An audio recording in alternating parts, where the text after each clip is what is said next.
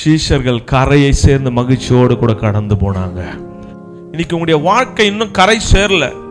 இன்னைக்கு நீங்க நினைக்கிறதான காரியங்கள் நிறைவேற்றப்படல. உங்களுக்கு வைக்கப்பட்டிருக்கிற ஆசீர்வாதங்கள் இன்னும் பெற்றுக்கொள்ள காரணம் என்ன தெரியுமா?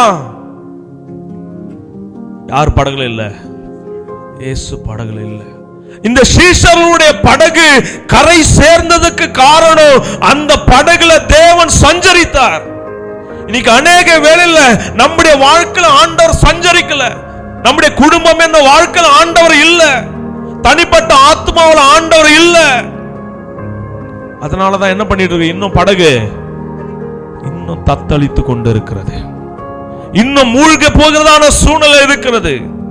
இன்னைக்கு ஆண்டவர் நமக்குள்ள பேசுவதான காரியம், நீ நம்பிக்கையோடு கூட அந்த ஆண்டவரை உன்னுடைய படகுல நீ அமர செய்யும் பொழுது உன்னுடைய படகு அது ஆட்டோமேட்டிக்கா போய் சேர வேண்டிய இடத்துல சேரும்.